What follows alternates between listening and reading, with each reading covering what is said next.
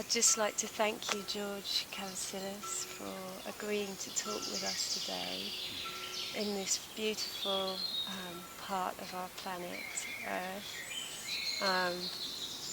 in the mountains, on the top of the world, next to the water lilies and the crystal lake here in Slovenia. So what an inspiration. Sure is, yeah. To start, actually, my questions for you.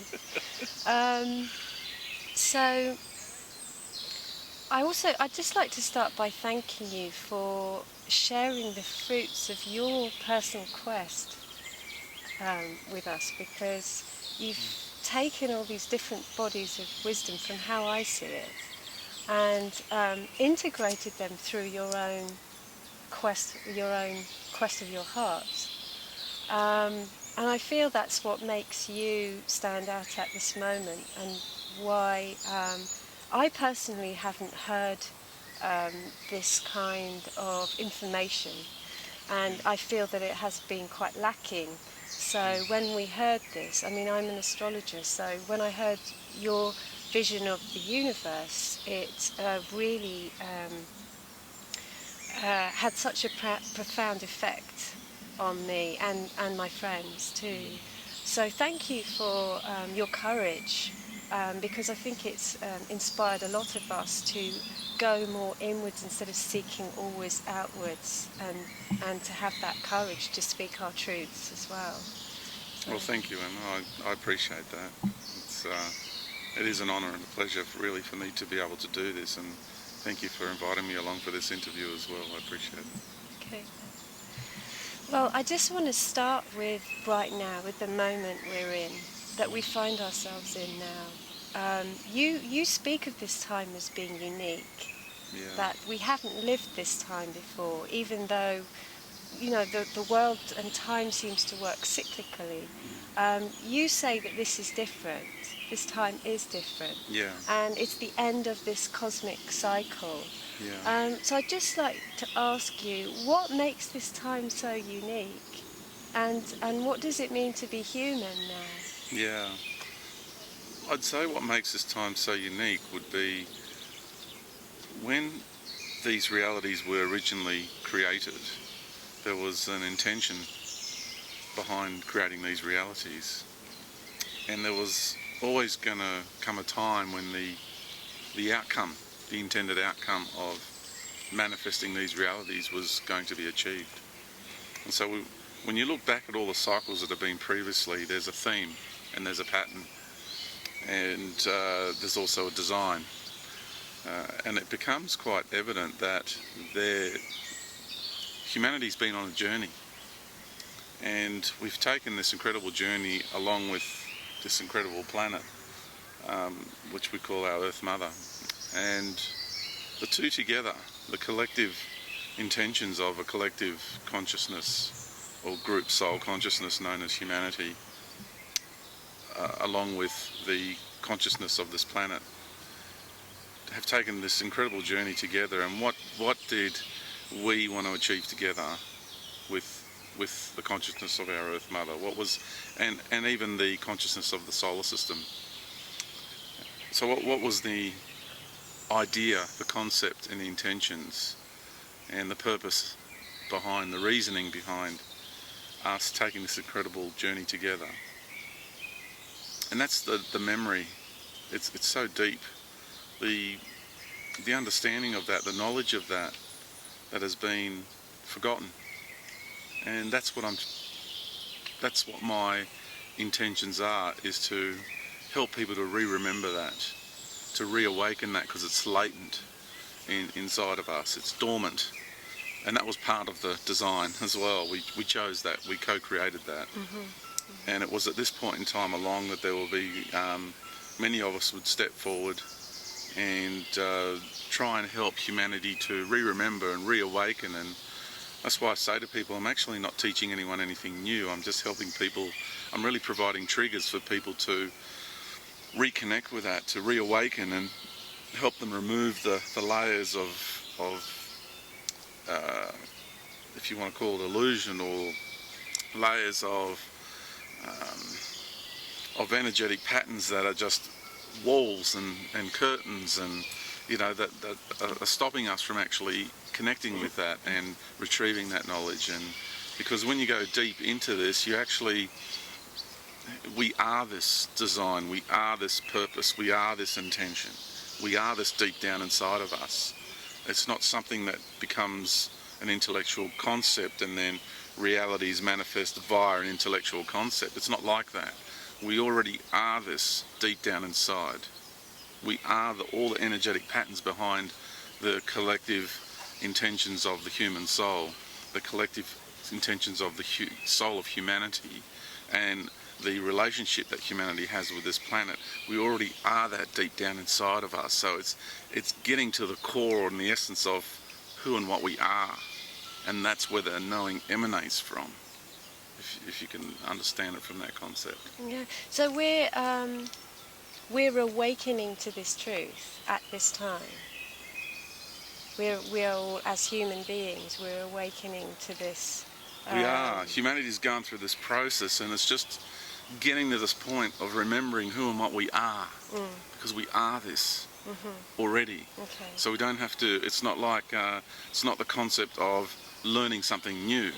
Yeah. It's reconnecting with that part of us that is this. We already are it. I am this already. So this end of the cycle then is really about the liberation of mankind. It is the liberation. It is finally the liberation. It is about reclaiming sovereignty, and you see the collective humanity, our human soul. This planet belongs to all of us. It's a consciousness unto itself, but we're in this together with Mother Earth. This is our domain. So you've got a group of beings who we contracted from a high level to come and take control of this domain and dumb us down and strip us of everything and allow us to be tested to the nth degree. So it is now time for these beings to leave, you know, and it's like somebody comes to your home and it's like someone's invaded our home. And they knocked on the door. We originally opened the door and allowed them to come in, and they've just come in and just taken over our home. And the point now is it's time for us to reclaim our sovereignty, to say to these people who have just, you know, disrespectfully just come in and just taken over for their own selfish purposes, it's time for you to leave. Your party is over, and now it is time for you to leave. And that's what Mother Earth is saying too. Like, the energy that's changing is coming from inside. It's from a subatomic level, you know.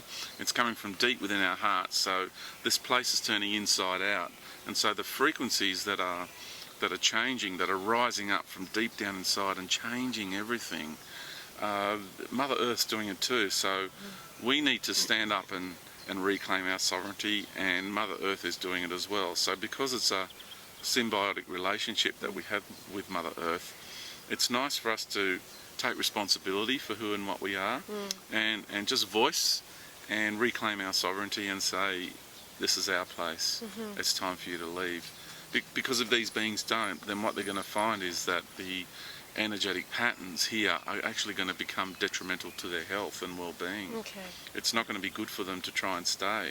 Many beings are already leaving because they can't handle the vibrational patterns of this reality. So those who are going to take this journey with Mother Earth and transform with Mother Earth, that's fine. That's what the original intention is. But for those who have other ideas and want to be and behave differently to those energetic patterns, then they're going to be forced out, and they're in the process of being forced out, and it's going to get very difficult for them. So if I have a message for them, it's gather your things, get your things together, and get ready to leave this reality. So is this time now a period of preparation, would you say? It is. Because I feel that even you coming into our lives, and it's because personally I've never had contact with ETs, or I've had contact with a lot of other realms, but not specifically with ETs. I've sensed presence. I mean, I know that they exist, but just the fact that, you know, you can't deny that your reality, you know, that where you speak from that place. And it seems that maybe this information is coming to us now as a means of preparing us for the times ahead, for these experiences that we have actually no, we've never experienced anything like this before. We have no way of, nothing to compare this to. Yeah, not really in our current lifetimes, besides movies and what have you. So it does get a little bit challenging for people to have points of reference with the information that is being shared, not only by me but by many. So it is preparing people. There are events that will play out, and it does have to do with extraterrestrial life. They're here now. They've always been here, and they're just going to become more prominent and more, you know,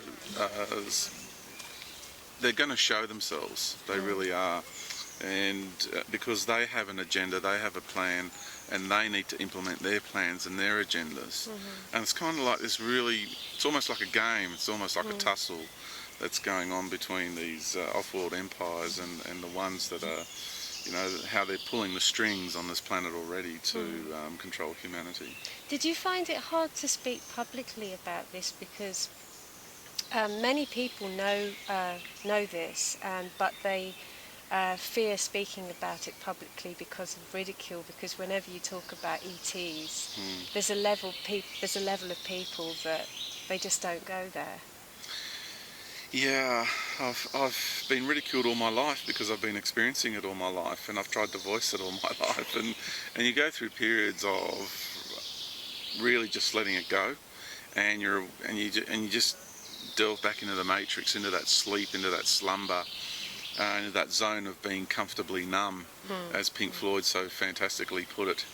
So it really, yeah, I had periods of when I just it rose. I'd had enough, and I would voice, and then the backlash was incredible, and then I'd think, well, it's causing more harm than good, so I would go back into that state of being comfortably numb and into that slumber and into the matrix, and I would do that for a while, and so it was just cycles in my life. But what I found was, as I started getting into the last 20 years and the last 15 years, and especially in the last 10 years, it was rising up inside of me. Like I said, everything's changing from within. So you could not say it. I couldn't not say it. I got to the point where I was saying it everywhere, and it was really creating a lot of issues in my life. And like, I used to live in the Adelaide Hills, and there was in the country area, and there was a pub there, or a bar, whatever you want to call it.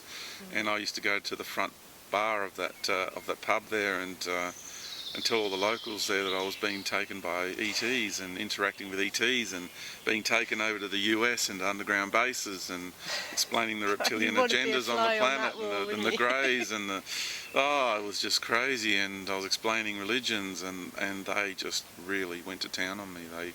They really thought I was deluded, and used to ridicule me quite. I'd walk in even with my kids, and it's delusional George, you know, you'd hear the voice ring out from inside the pub. So it was, the ridicule was incredible. But what was interesting too, there was the odd person who would come up to me in private and say, I feel those things that you're sharing. Yeah, they would say that to you. Yeah, they would in private. Yeah. And it was quite interesting too, because there was one stage when I was getting a lot of abductions, and I'd have all these marks all over my body. I would go to the doctor, and of course, you know, the initial thing was, you need to go see the psychiatrist, because that's the program. That's what they're programmed to say and respond with. And the doctor there actually admitted that there was 5 other people, and this is only a little small area, and there was 5 other people that were experiencing the same thing as I was. Wow. Just in that small area, with a population of maybe about 300 people.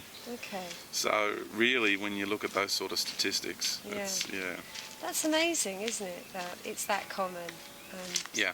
Do you think? And they're the ones that the doctor knows of. Okay, so the doctors know about it then, Well, because they must be seeing that it's technology in these injuries are caused. Yeah, but the point I'm trying to make is they're 5 that the doctors know of. How Oh, about I see. all the others that they don't know about, that people don't speak up as well? So there's that too. Yeah. So there's the statistics are quite high, Yeah. a lot higher than people realise. Okay. Wow. Mm. So, just talking about sacrifice, and because all of us, I think that we've experienced, and you do talk about the sacrifice of the earth and the sacrifice of mankind, how that relates to the sacrifice of Christ, the sacrifice of the divine masculine and the divine feminine. So, is the end of this cycle really about, because we identify so strongly with sacrifice, I mean, that's why I think Christianity has it, the hold it does, and would the end of this cycle really be about the end of mankind as sacrificial, as beings of sacrifice, and because it's the end of the earth as being a body of sacrifice?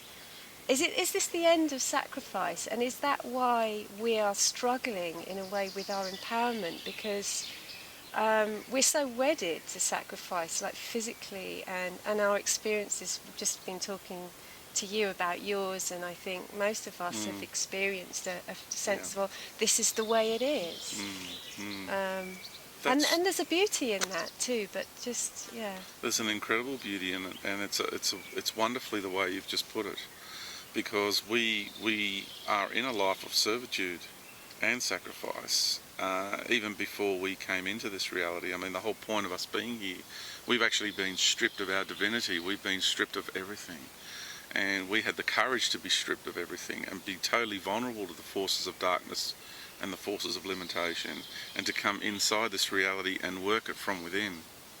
I mean, that's an incredible life of service, and an incredible life. It takes a lot of courage, and it's a great sacrifice to be able to do that. So there's just so many on the planet who are playing that role. I don't have numbers. There's just so many. But after 2013, after the March, after the equinox, the spring equinox, will that be the end of sacrifice of this planet? Because then we will then be maybe still being of service, because that's our role in the universal scheme. But will it be the end of sacrificing our very humanity in a way? It will be for this planet, and it will be for the majority of beings who are playing that life of servitude here, if you know what I mean. Yeah, okay. Playing? Well, are playing that role of the life of servitude. This planet has led the way. This planet, being the consciousness of the divine feminine of the universe, has taken responsibility for its creation and has led the way. Now there are other planetary systems who are setting themselves up in a journey of sacrifice, and a journey of servitude, to continue this process, because this process is the one that is successful in helping beings to this road to compression we've been on, and the way this reality has been designed. We finally achieved that outcome of reintegrating everything, all our aspects, all our fragmented states of self throughout this cosmos and this universe, to bring it all back into an integrated state of oneness and harmony. That this divine plan was always going to succeed, especially because it was divine. It was created by the essence of the divine masculine and divine feminine. I mean, that's who the sun is, this is who the earth is. It was never going to fail. But it was always about having faith in that. I suppose that's where a little bit of faith has come into it, because when we first set this reality up a long time ago, when I say we, I mean collectively so many beings who have been a part of this project, really was, we were ridiculed. So many of us. Many beings in the cosmos said it'll never come to pass. It's a crazy idea.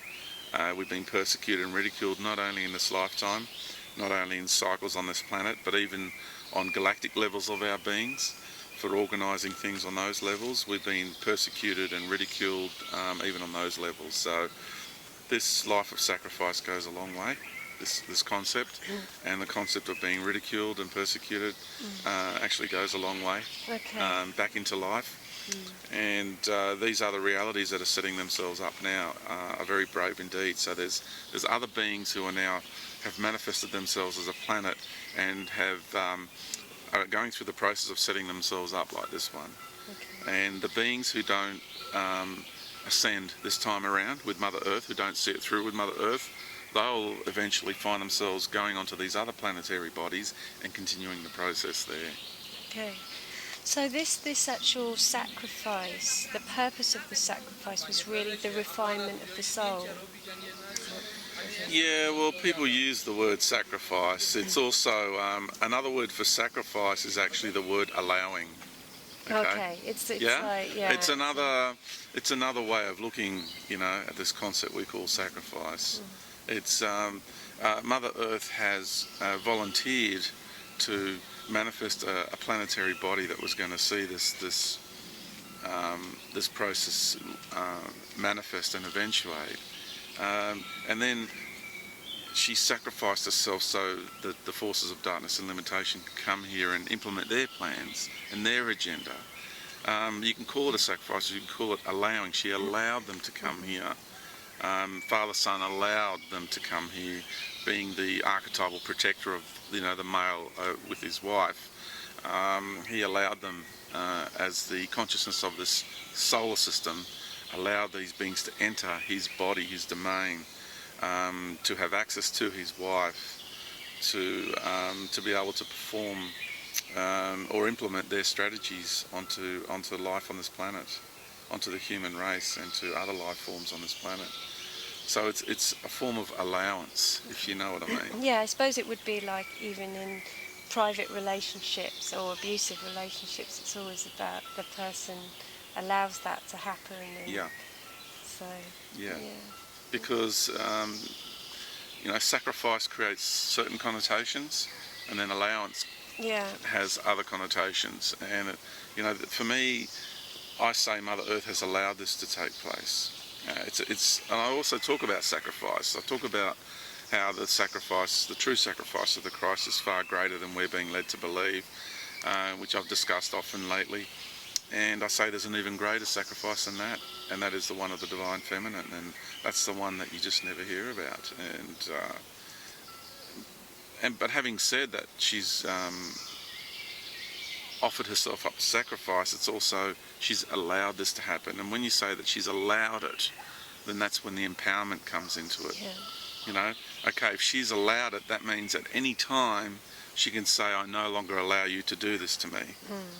Right? And that's what's going on now. Mother Earth is now saying, I'm no longer going to allow you to do this. I'm going to now change, and you will have to leave. For those who wish no longer to flow with the way I'm flowing, to become what I'm becoming and what I'm giving birth to as a woman.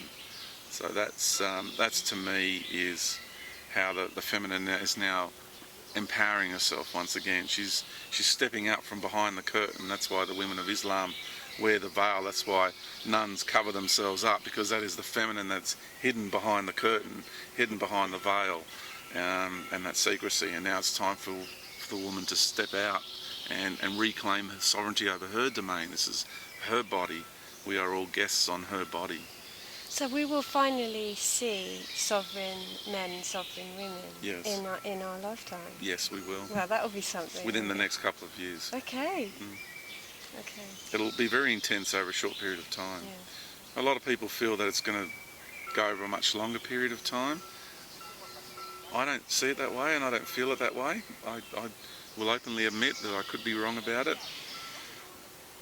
But when I feel into the forces of darkness and the forces of limitation, the way I know them, the way I know my darkness within, the way I know my history in this universe, I don't see them letting go easy. I see them holding on for all they're worth, and then eventually it'll just flip in a very quick period of time.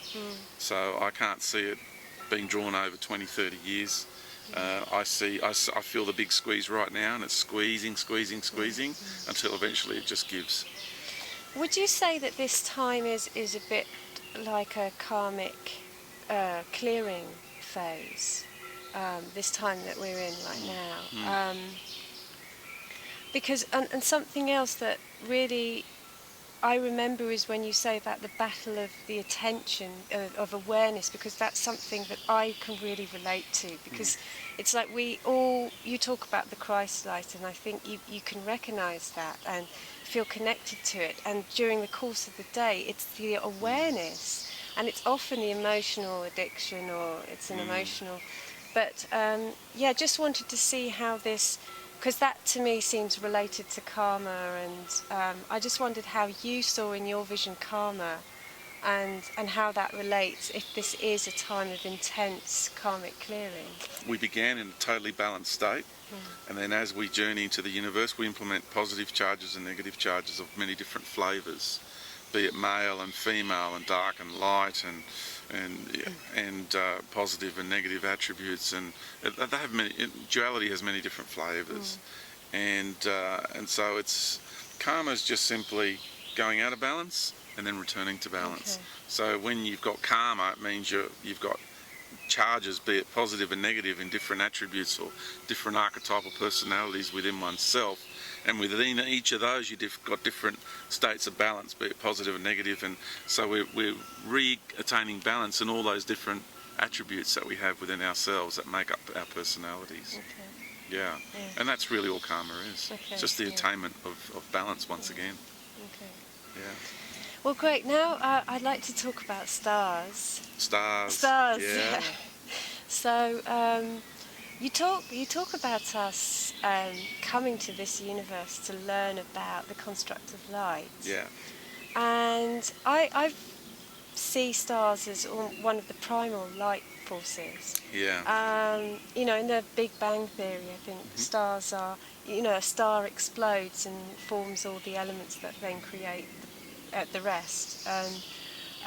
So I just wondered how do you see stars, and how are they guiding us still? Because I know that you talk about our relationship to particular star systems. Just wanted to talk about the relationship between stars and mankind. Well, the fascinating thing is that we are those stars. So there are other aspects of us. We are planets, we are stars, we are galaxies. We've co-created life with the Creator already in this universe. We're actually at the very end of the journey. And so we've got all these aspects of ourselves in different parts of the universe everywhere. And so stars are very, very important, because they are us on a higher level as bodies of light. And the energy, the way we have come into this reality too. I mean, we've projected sparks of light of us from even those levels of being. So all the stars out there are connected to the Earth, right? Okay. Energetically, literally, simply because we're here and we are those stars. So energetically we are. It's an incredible connection, and because this planet is a microcosm of the macrocosm, so all life out there being represented here. So we're intimately connected with all the stars and all the galaxies and all the planets. And you mentioned that with Sirius and Orion, these two star systems being connecting to the divine feminine, the divine masculine, and you mentioned that Orion, the three stars of Orion's belt, was anchored, or the energy of Orion was anchored through the pyramids. Yeah. Presumably star energy was anchored like this through sacred sites throughout the planets. And is that anchoring, and is the star energy playing a part in this transformation of the next year? Oh, very much so. It's because of the way the energetic streams are pouring into this reality. There's actually an intensification Because as you got the two energetic patterns that are just squeezing this reality, where I call it the big squeeze at the moment. Everything's being squeezed, so everything's intensifying. Yeah, and so much life is actually now being transmuted as well. It's through this process of compression and the squeeze that life gets transmuted. That was the design of the plan. So all the energies now, they're actually more important than ever. All the energetic streams coming in and going back out. It's about, I suppose, being able to identify them and work with them. Yeah, it helps. It helps a great deal. There are some people that won't come to pass for them. They won't re-identify with those energetic streams. They won't re-identify with them. But that's okay. That's not what was necessary for their journey. Yeah. It's all right. Some people just don't get it. Okay, so but that that star anchoring and because what I've observed, people's consciousness is becoming so much more refined that they're recognizing sacred sites and the energies of sacred sites. And in England, I can speak about England, but there's this whole resurgence of people visiting sacred sites and being interested in that. So I just wondered how, when we have Stonehenge there, where these stones were taken from such a long way, from the Preseli Hills, and there's a theory that they were chosen for their acoustic properties, for their resonant properties, and that in some way is harnessing celestial star frequencies that are being anchored through the stones to Earth. So, but yeah, and I see Stonehenge as a bit of a calendar as well, and it's very much connected to our sun. When I stood in it, I experienced a lot of solar energy, and I saw it as like a time scale as well, some sort of calendrical construct. That was just my experience. Okay, I'm just feeling into what you just said, and there's so many places I can go with. The stones weren't just chosen; they were asked, and the stones knew in their hearts that it was their journey to be a part of what people created back then. And so many people going back to these ancient sites are actually people who were a part of the construction of these sites, people who may not have been a part of the construction but played a role during those sites, that actually were there back then and worked with those sites. So that's why so many people had been drawn back to them at this point in time, and other people are not, simply because they did not have a life there. They weren't involved, and some people go to these sites because they've invested more of themselves in these sites than other people have. So they have a very, very strong connection to these sites. So for me, there are sacred sites in the world that I just don't feel much when I'm there, whereas other people can go there and feel an incredible amount. Do you know what I mean? Oh, that's because they were there and they worked with it, and they spent a lot of time there and invested a lot of their energy there in previous times. And because we're reintegrating all aspects of self, that reintegration of that part of their lives that they had back then is very important for them right now. And for me, Stonehenge was very important. I felt a lot there. I was a part of that at some stage. So there are places on this planet that I don't feel I need to visit. I just simply wasn't there or a part of it, whereas other people were. And when we worked with these monuments, when we were building them in ancient times, we asked the consciousnesses of the rock. We knew which mineral beings, which beings from the mineral kingdom were going to be a part of those projects. It had to be the right people. It couldn't be just any old stone from anywhere. And most of them were levitated. They were just, the theory of dragging them along logs and all that is just, conventional and academia wanting to be the superior consciousness construct at this point in time, and everything that was in the past was inferior to their current mindset. So it's a superiority complex that puts out these sort of notions and ideas and theories and concepts because that's all they are. They're not reality. They're very frightened of their current mindset not being the superior mindset. So that's why they say that they had to have been dragged by logs or something like that, some silly theory like that. Whereas it's obvious that they were levitated into positions. There were some groups and some tribes that did drag them, but very, very few.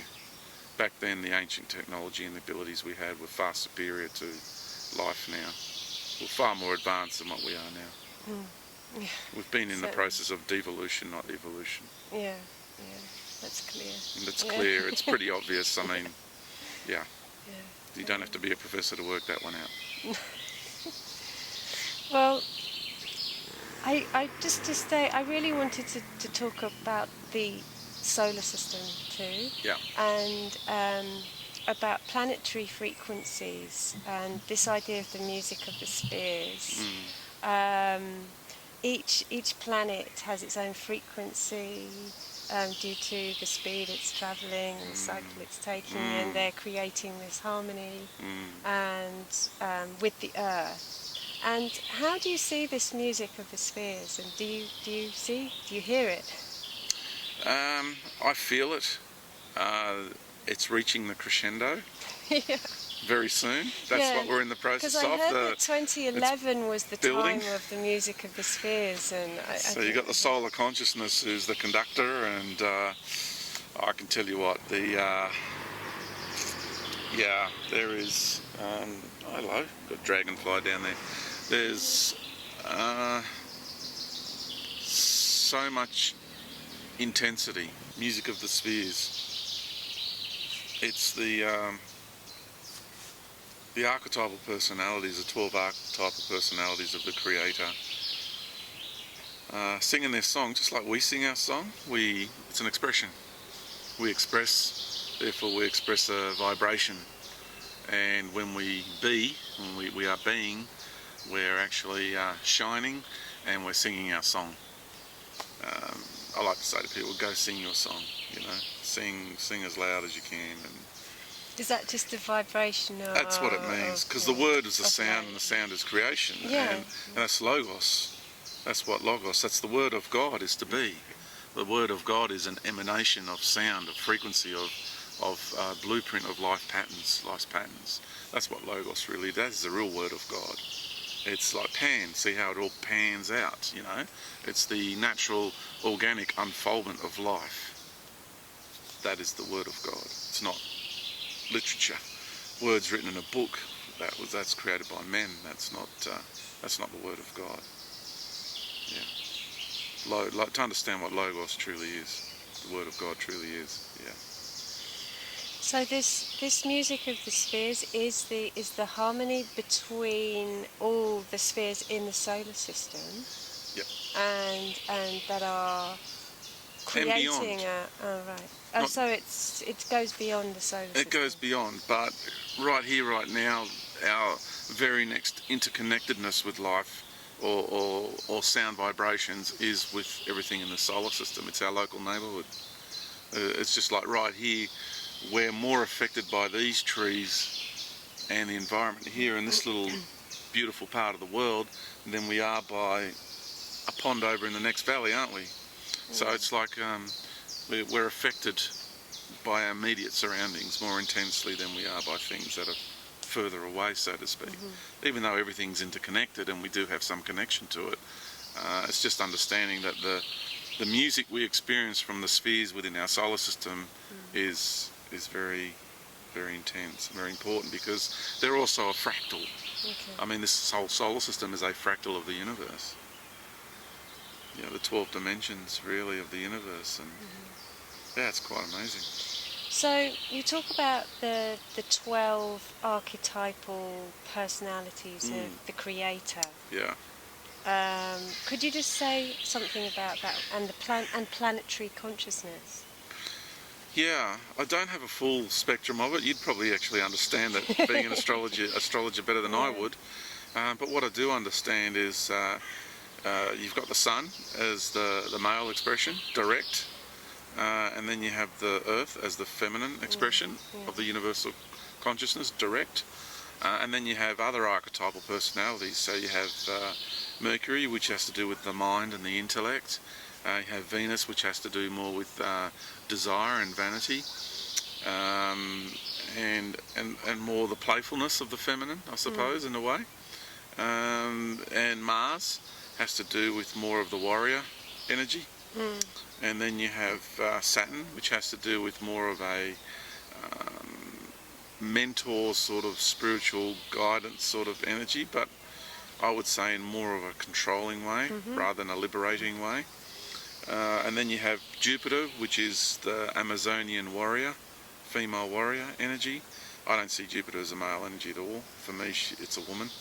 The planet Jupiter, she's a woman, and she's the indigenous warrior energy. That's how I see her. Incredible, powerful woman. And beyond that, I don't really have much to offer. So you don't see Pluto and Neptune and... They all play a much, role. yeah. I just haven't really fell into them as much as the others. It's not. Yeah, I haven't gone there in my journey yet. Yeah, because just with astrology, these what they call outer planets are coming into alignments and are feature quite a lot in this time. So. Yeah. They are. They're all playing a very important role, and I would like to feel into them further, so I understand them better. Yeah, well, but at the moment, I only do. understand really as far as deeply as far as Saturn goes, and a little bit about Jupiter, but I haven't gotten to the rest yet. So it's just where I'm at with my awareness in that area. Yeah. Because you mentioned the asteroid belt in one of your talks coming from a war. Is that between Mars and Jupiter? And Jupiter, okay. Some people call it Maldek. Different cultures have different names for it. But yeah, it was a being that unfortunately died a death during a war. So yeah, I don't remember the full scope of that personality. I don't. I'd like to share it, but I don't have it. Yeah. Okay. Great. Thank you. Well, really, that's all the questions that I wanted to ask you, and I wanted to ask really what your message would be to humanity, because from what I've observed, people are sensing an opportunity or feeling an empowerment, but are also caught up in a very intense time as well. And I wondered what would your message be to people at this moment? Yeah, my message would have to be that over the next little while, I'd say year and a half, the changes are going to be quite dramatic, far more dramatic than people are willing to come to terms with. It'll be a shock to a lot of people, just how intense it's going to be. What I say to them is, more importantly, to trust how they feel deep within themselves. I can't tell anyone what to do. We can provide counsel and guidance, but that's as far as it can go. And if people want to, there'll be many avenues and paths that will be on offer. So it'll be up to them which one that they choose to take. It will be, there'll be many. You can generalise and group them into main energetic patterns. I'd like to talk about the great cycle of precession of the equinoxes, which you call the cosmic cycle.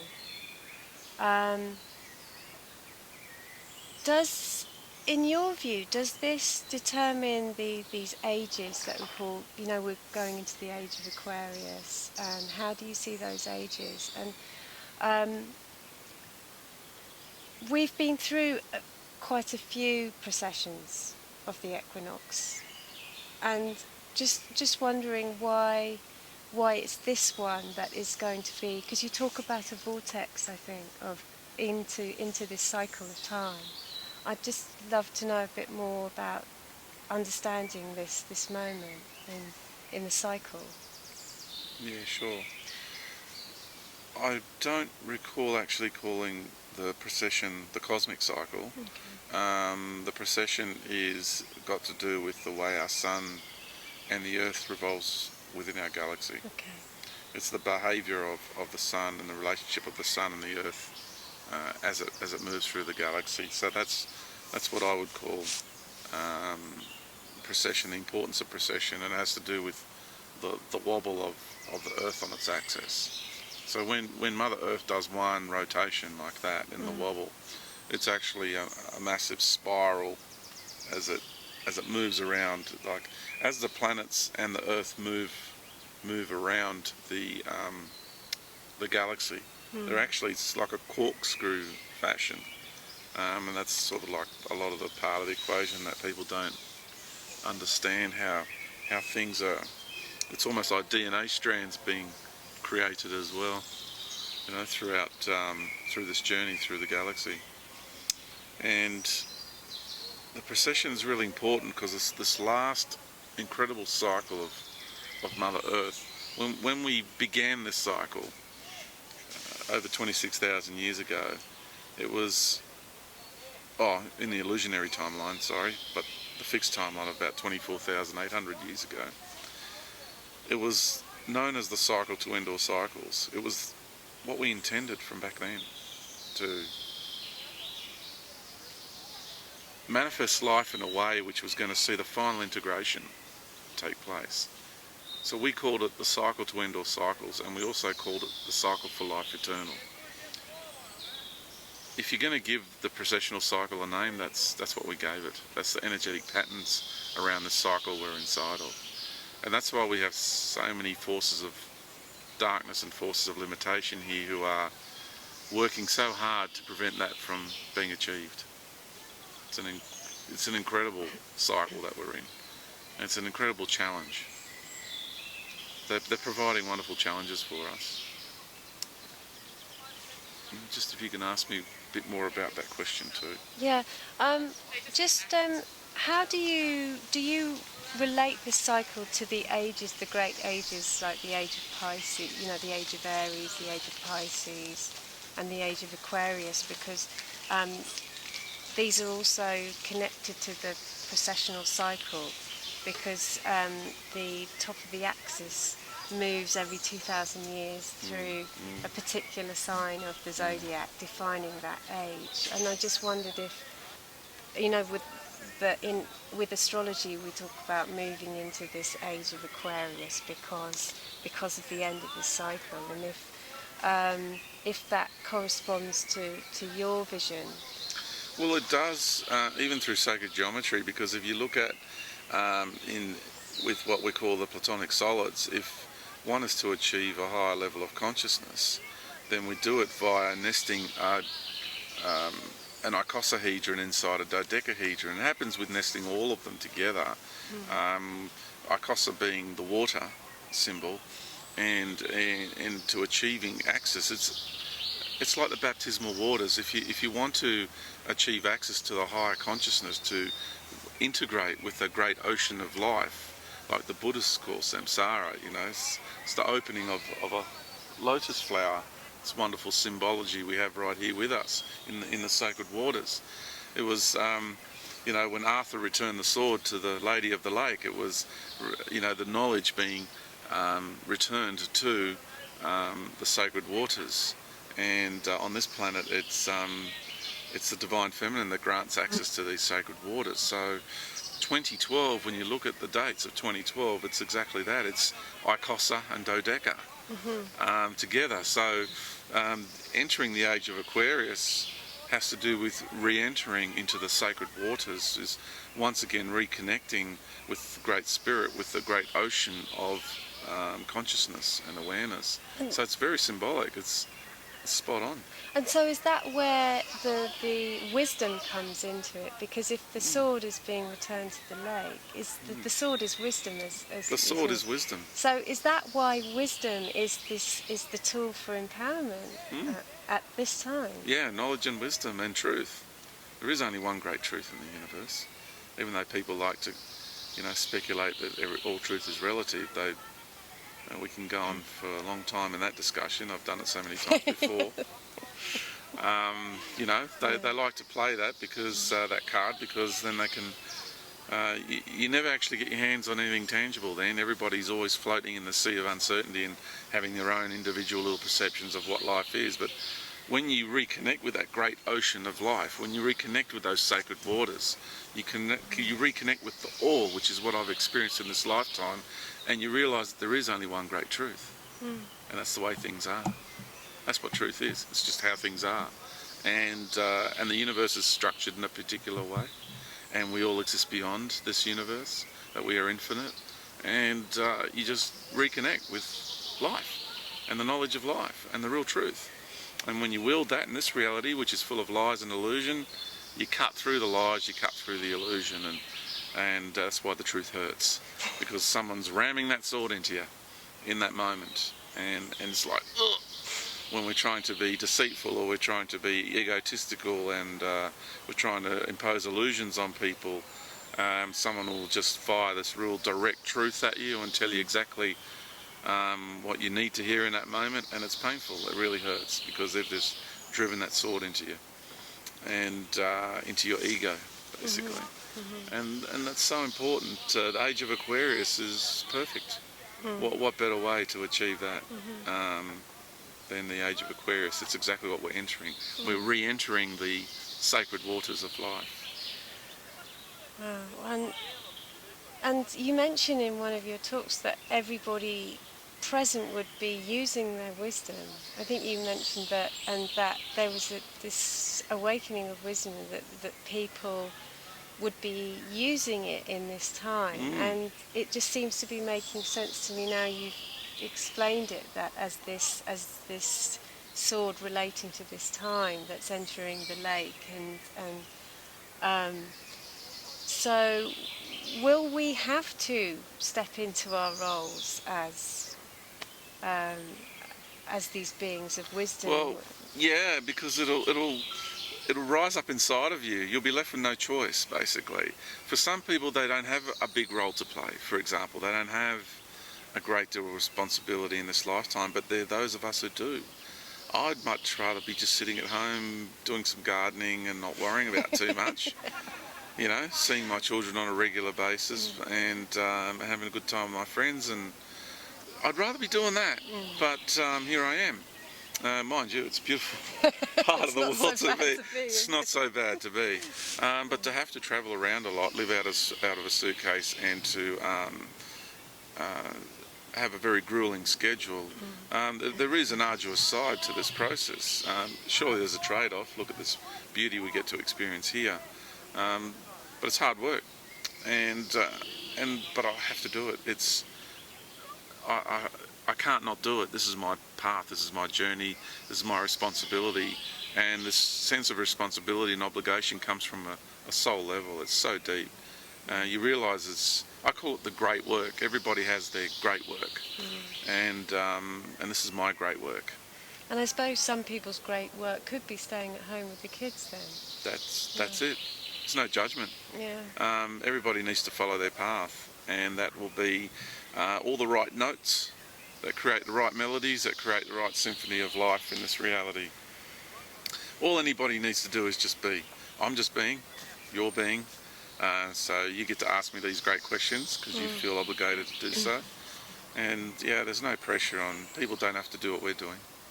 Yeah, I think I found when I first heard your material, I think I was simultaneously very inspired and also slightly demotivated, because I felt so connected to this purpose. Right, I've got to get out there and do my thing. And then there was a slight, I think when you said that it's already written, and that this is just going to happen, and I just felt, I might just stay in bed today.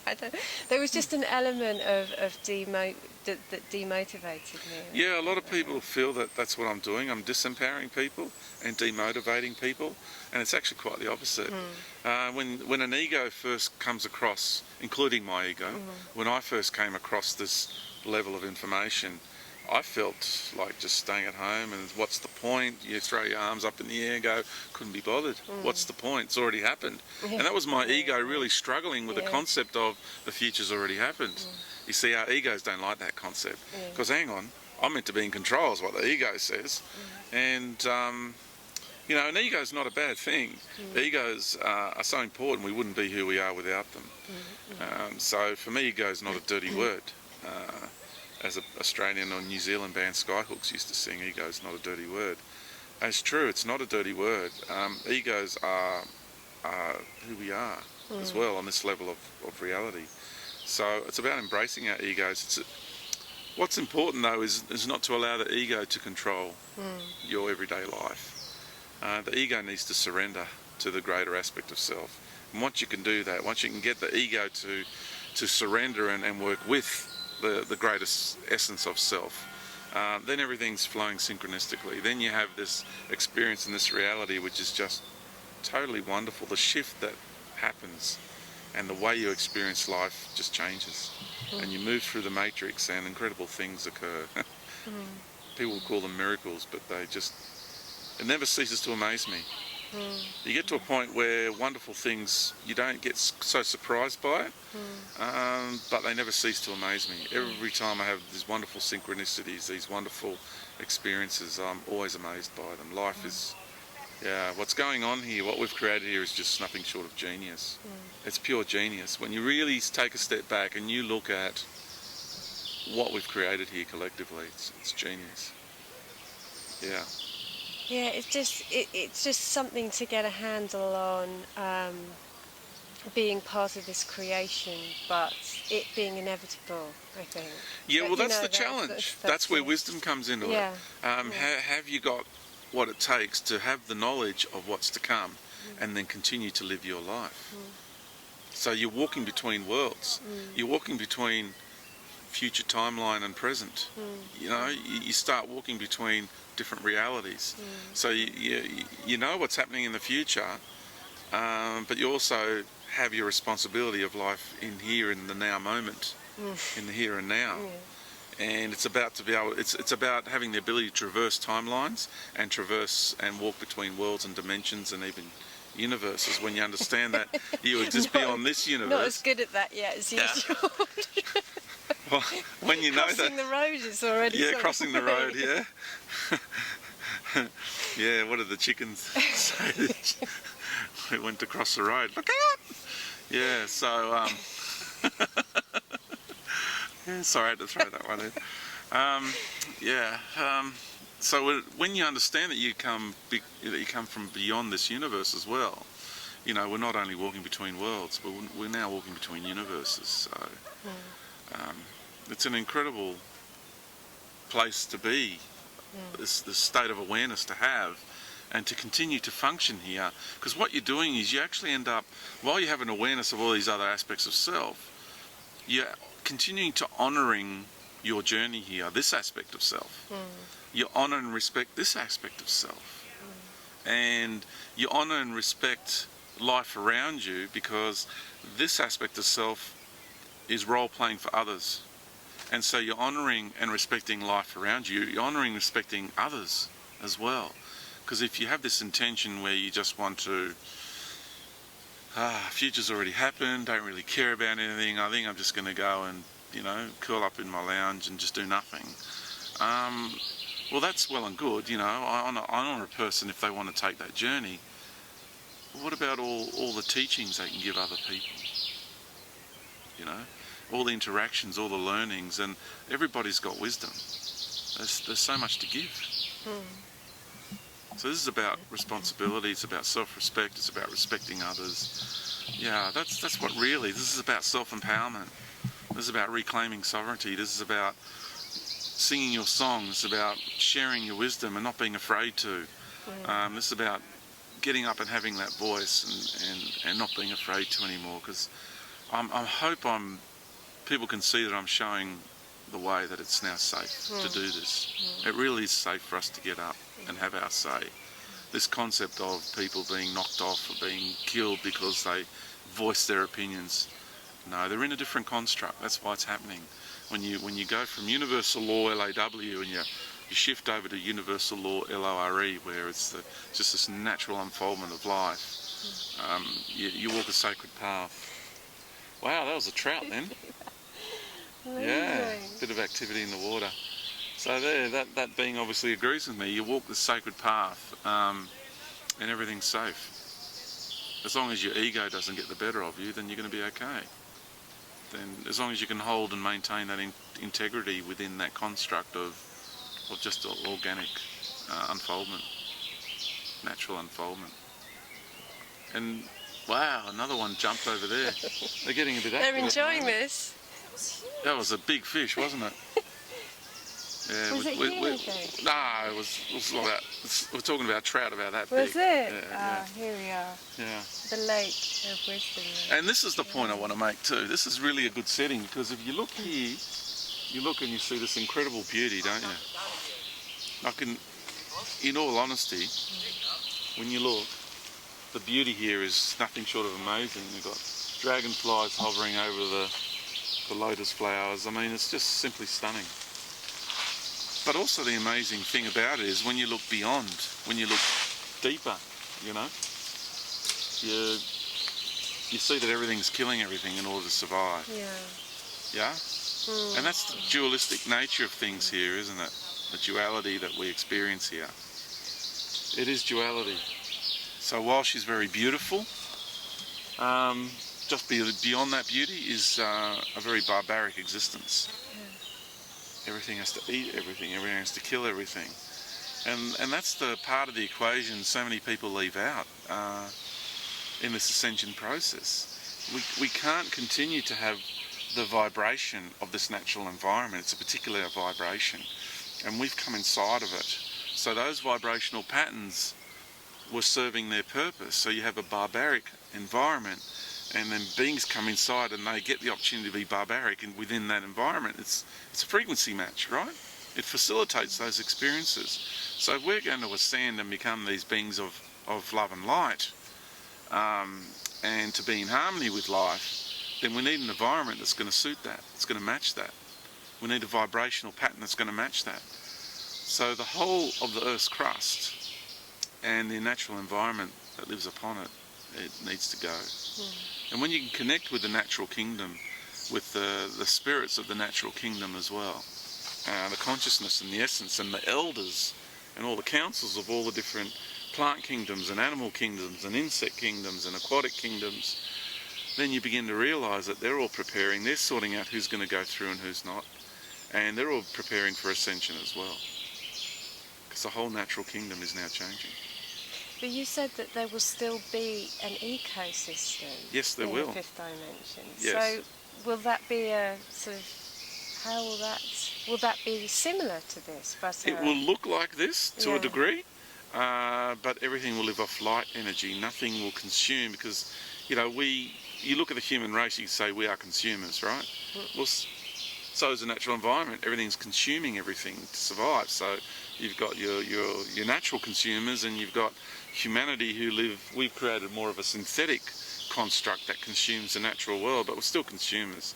So they're consumers, and everyone's consumers on this level of life. So the whole vibration of life needs to change, and a natural environment in those high vibratory levels, or the one that we're metamorphosizing into, everything just lives off light. Nothing kills anything else, nothing consumes anything. We don't eat, we don't need to go to sleep. They're all functions of duality, you see. So we will be beyond duality at that point. Okay. Yeah. Even the fifth dimension is beyond. You don't sleep or eat in the fifth dimension, just live off light energy. But when we ascend from the fifth dimension and we go through this ascension process, not from, but in the fifth dimension, where all dimensions collapse and implode upon themselves, that reality that's then birthed in that moment is pure universal consciousness and expression. It'll be unique in the universe. It's never happened before. So we'll have embodiments of total universal consciousness, and we'll have no energetic centres. We'll just be expression of universal light and love and knowledge. That's extraordinary. I mean, it's been so refreshing hearing your work, because I think most of myself included, have been really part of the New Age in some way, because that's where we found what we consider to be the truth. Yeah. But I think what makes you stand out is when you talk about unconditional love, for example, not interfering. Whereas a lot of the New Age, it is really about kind of helping people along a little bit, and just it's quite revolutionary. And the way you're so candid about the future as well. I mean, I deal with futures myself, and sometimes I really don't know how much to say, or I choose it depending on the individual. But just the way you speak exactly, you speak your vision as you see it. Yeah, I've actually had glimpses where I've experienced it, just, and I've had future experiences too in timelines. Some have come to pass, some haven't. And the ones that have come to pass have a particular feeling about them. The ones that didn't come to pass had a different flavour and a different feeling about them. So, yeah, I'm looking for the right words actually, because it's so, these greater concepts of life, to actually put them into words is a very challenging thing to do. You could look at it like this, because I'm very, very honest and very open about, my expression and my expression of life. And so you could look at it like this. Either I'm totally deluded. Yeah, I'm very much a realist. So let's look at it like this. Either I'm totally deluded and I'm just speaking about some deluded vision and fantasy or whatever I have going on inside my mind construct, or I'm expressing a program, because maybe I've been programmed along the way with all my experiences by shadow government or extraterrestrial groups or whatever. So maybe I'm expressing a mind program, or I'm telling the truth. I'm actually expressing reality. I suppose time will tell. Time will be the one that really reveals. And I say to people, just feel into your heart, feel into yourself, feel into the real deep essence of self, and see if you resonate with what I say. And if you don't, that's okay too.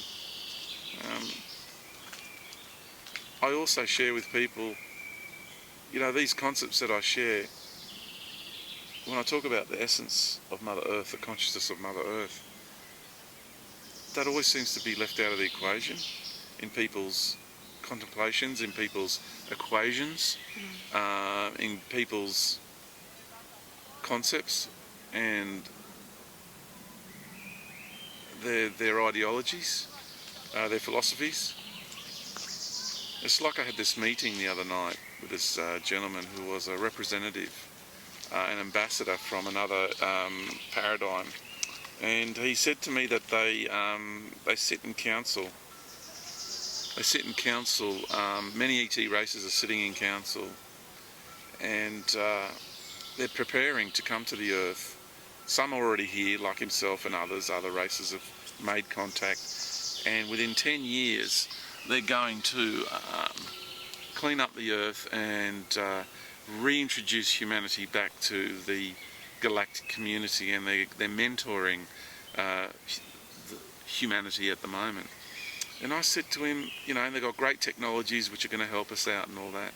And I said to him, okay, so tell me this, when you're there and you're sitting in council with all these races and these big councils and very important beings and everybody's all good intentions, they want to help humanity and all this, represented in these huge meetings is the consciousness of Mother Earth there in council with you?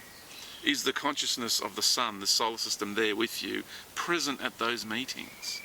Because you have ideologies and philosophies and infrastructure which you wish to implement here, or are you just doing it from your own ideas, from your own intentions, and not taking into consideration the consciousness of this planet and this reality and what her intentions are as a being? Do you get the point I'm trying to make here? That's the issue. This is what I take to task with these extraterrestrial races and their paradigms. They might mean well, but they're coming from such a limited place of awareness that they're not connected with the consciousness of the planet. They're not asking Mother Earth what she wants to do and what her intentions are and what everyone's soul contract here is. They don't understand life to that depth and that degree. They just have good ideas and they think that their cultural ways are the best way to go about life, and we're just going to go and implement our ideologies and our infrastructure onto this reality. Well, hang on a minute, how can you do it without even asking Mother Earth? Well, it sounds very much like our social constructs as well, doesn't it? As above, so below, somebody once said. Huh? Well, we don't ask animals if we can eat them. We don't. When you were talking about Stonehenge, just the fact that these stones were asked. And yeah, it's about asking. It's about working with life together.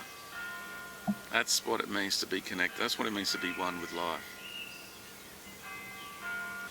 Just wanted to talk about the zodiac belt, and because you talk about our relationship to star systems, and you know which star system you're connected to. Is the zodiac belt, are the zodiac constellations, are they star systems in that sense, or that we are also relating to, or do they have their own agenda being part of the ecliptic on this line? Yes, the way this reality is being constructed and the way the intentions from out there have poured in, it's the way the energetic streams come in. And the construct, when I talk about the 12 archetypes of the creator, archetypal personalities. So in order to make up this reality here, you've got different energetic streams that are pouring in. It's kind of like when you want to create a symphony, you've got different notes and different melodies, or you want to create a cake or whatever, you've got different ingredients to make up that recipe, which brings about the end result. And so all the different zodiacs are archetypal energies, and like the Leo, the lion, I've got Leo in me, and obviously so I can have some of that courage and that bravado and that kind of energy to get up and say my piece. Hence I needed Leo energies in this lifetime. So it all plays a role. Everything's connected to everything, and so everything counts. Everything has a role to play. Because in astrology, the time of incarnation, in some way, doesn't define, but it speaks of the nature of your incarnation. Yeah, it does. And so, do we choose that time of birth? Yeah, we do. And we take the universal properties of that moment? We do, because like you talked about it as the music of the spheres, the way things are coordinated in that moment, it's the frequency patterns on the planet in that moment. And so what we call the music of the spheres, and at that point in time when someone chooses to incarnate on the Earth, the way things are structured in the solar system and the galaxy is the vibrational patterns, depending on the position. Like if you play a flute over there, it's going to sound different to you playing a flute over here, to do with the environment and the way the sound is emanated and the way the sound bounces off. So every single planet, every single star system, every comet, everything, the way the whole galaxy is structured at any given point in time will determine where inside that galaxy what tonal frequencies are experienced, and how, in a way, in some areas I'll be louder and in other areas I'll be softer, and it's quite amazing. And so when you choose to incarnate on the planet at a particular point in time, you think of this being the microcosm of the macrocosm. So all those energetic streams that are pouring into this reality has everything to do with the moment we choose to incarnate, and even the location on the planet we choose to incarnate. It's so important.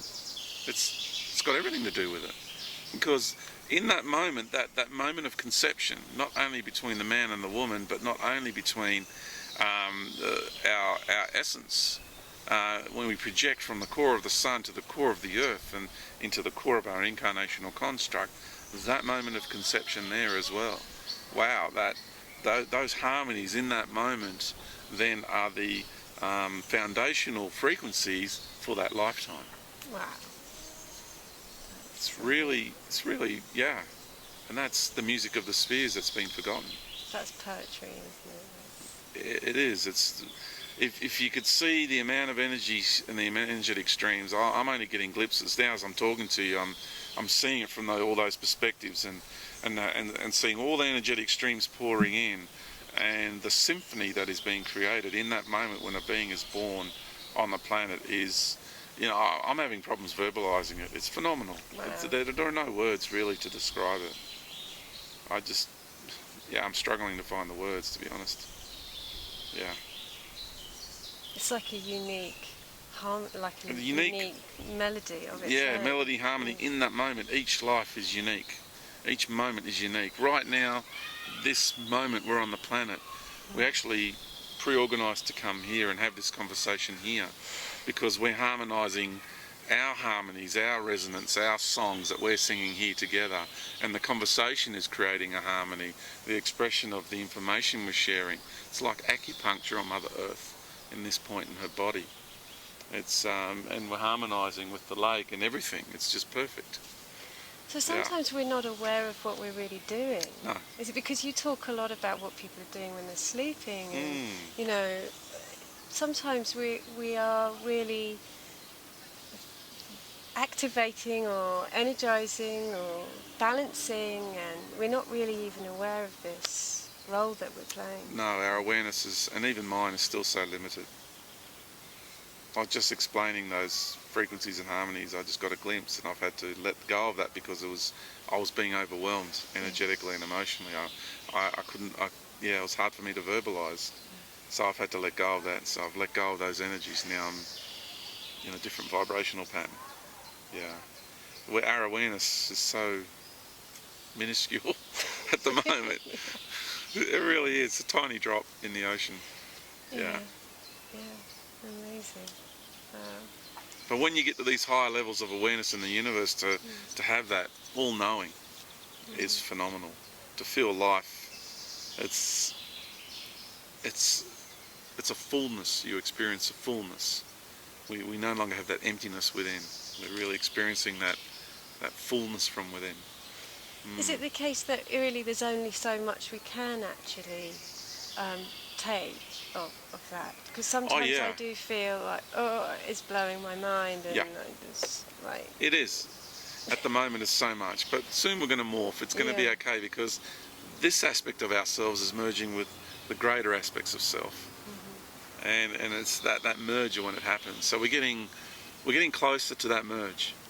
So the sense, the aspect of self that's here, the ego of George, the personality of this one lifetime, I'm getting closer. So I'm getting more tastes of it. I'm experiencing it more often, and I'm coping with it better all the time.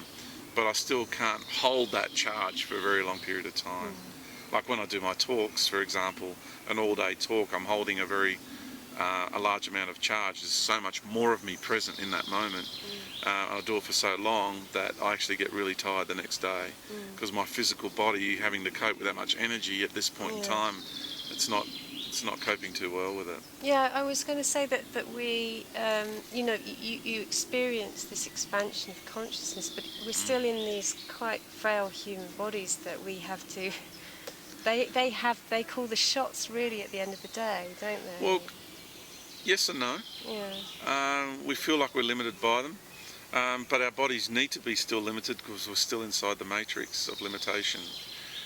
We can't morph yet. We're morphing, but very slowly. And sometimes we take a big leap, and then we sit there for a while, and then we take little steps. Sometimes we take a few steps backwards. But we're always moving forward in the end. And really, it's going to get to the point where we're just going to be released from it, and we're going to morph. And it's going to be a very, very incredible experience. And we'll be able to hear the music. Constantly, yeah. Of every person's unique symphony. You'll be able to hear it like that if you like. You'll be able to hear it in many different ways, because there's so many levels of energy, so many harmonies and frequencies of energy happening on so many different levels. So you'll hear it through colour, through sound, colour sound. You'll hear it through emanation of expression of spirit sound. There's many different levels of sound that you'll be able to experience life on. Yeah, it's not just one level. It's a whole harmonic series of expressions taking place. Okay. Yeah. Well, I just have another question about Australia. Australia, yeah. Because it is quite, it's a very ancient land, and it has the song lines. I wanted to ask you about that, but also you did mention in one of your talks it was something was happening there at the moment, and there's quite a lot of conscious or very unique conscious visionary speakers like yourself coming out of Australia, and I just wondered, what was it about Australia at the moment? If there's anything I could understand about Australia, is that it's the oldest land, piece of crust on the planet. It really is. It's the oldest. The fossils in the Flinders are the oldest on the planet. It is the birthplace of life. I know a lot of people like to feel it's Africa and other places like that, but the land is the oldest in Australia. The Australian Aborigines are uniquely different to every other human on the planet. I would say if there's any race of peoples that are the oldest and have been with Mother Earth the oldest, it's the Australian Aborigines. And that we've all come from the Aborigines. That our galactic families through time blended our extraterrestrial genetics with their genetics to create the human form we're all in now. So they're our ancestors, really. They're our cousins. And it's ancient land, and it's kind of like full circle. You know, those of us who are in Australia, we kind of gone full circle, I would say. We're back to where it all began. Yeah, that's my understanding of it. Other people will beg to differ with that, but it's just how I understand. Okay. Yeah. Very old place. I mean, when you go to Australia and you stand on the land, which is interesting because you can go to somewhere like New Zealand, which is so young. So you've got the oldest and virtually the newest right next to each other. It's quite fascinating. And but when you stand on the landmass, the vibration of the land itself, you know it's ancient. So old. Yeah. Can't wait to go. Yeah, it's a unique. There's a real harsh side to Australia too. It's there's a harshness there, but there's also beauty like this. Everything is in Australia. Whether you want desert, you want snow, you want tropical, you want beaches, everything is there. It's kind of a microcosm of the macrocosm too. Yeah. Yeah. It's quite amazing. Amazing place. Well, that really, I've asked all the questions I really wanted to ask you. Unless there's anything else you want to talk about that I haven't verbalised. Otherwise, I'd just like to ask you if there's anything you'd like as a message for mankind now, seeing as you are this messenger, and just what really, if you have something to pass on to people for these times. Okay. Well, I certainly don't see myself as the messenger. No, not the. I didn't say the. Here's the messenger. I'm one of many, Yeah. and I'm just giving it from my little angle. And so I appreciate. I know what you're trying to express. But I just want to make sure that Message bearer, a message. A message bearer. That's yeah, thank okay. you. So it really comes down to reacquainting ourselves, getting reacquainted ourselves with ourselves. It's all about empowerment from within. It's all about reconnecting to who and what we truly are within ourselves. And that memory of why we have chosen to come to this planet at this time from the far reaches of the universe. Why was this part of us attracted to come here and have such an intimate relationship with this planet? That's the forgotten side of it. The basic principle of our existence here is the relationship that we as an individual and collective have with this planet. We simply would not exist if it wasn't for this planet manifesting herself the way she has, for this divine feminine consciousness to manifest herself as this planet, and for the masculine, divine masculine, or male expression of God, the creator of this universe, to manifest himself as the sun. If it wasn't for these beings, we simply would not exist here. It's that simple. So if you can't understand this very basic principle, if you can't understand your basic construct of your existence here on that level, then you're not going to get the rest.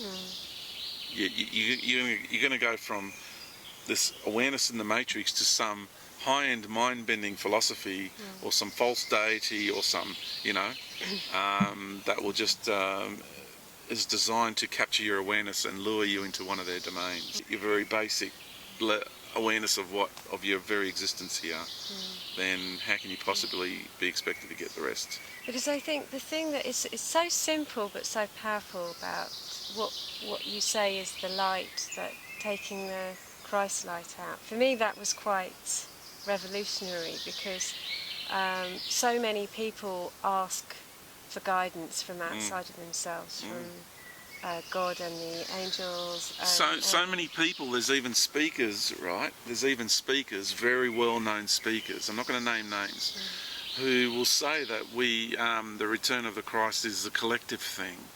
Okay, I know it's both. It's both a collective thing, and that being this incredible guy up there is here on the planet as well. So it's both. Excuse me. And so why are people who are well-known speakers saying we have the Christ within, but yet they promote ideologies of meditation techniques that focus on the pineal gland? Why? Why do they verbalise the Christ within, but still focus on the pineal gland, not focusing on bringing that light out from within? So, yeah, that's a concern I have. So what I say to people is, bring your own inner light out. Get into that Christ essence, that seed that's sprouting, that lotus flower, as Buddha, who's Christ anyway, said, open that lotus flower. That's what we're doing. We're opening our lotus flowers. We're that little mustard seed, that little spark of Christ consciousness that was planted within our beings when we first entered this universe and became one with God. It's time for that seed to sprout. Get in there and pull that light out and shine who and what you truly are. And don't be afraid. The time of fear is over. The domain, the rule over this domain, and the age, I would say the age of the controllers, the age of beings who have been controlling this planet is over. It's finished. And this is our planet, and we are reclaiming our sovereignty, and we are reclaiming sovereignty over our domain. And Mother Earth and the Divine Feminine is reclaiming sovereignty over her body and her domain. And it is time for the others to gather the things and leave. And we just need to get out there, step out, and like Shirley MacLaine said, step out, go out on a limb and make it happen. Don't be afraid. Don't be afraid to be. Well, I think that's the perfect place to end this, and I really want to thank you for really allowing us to spend some time in your universe.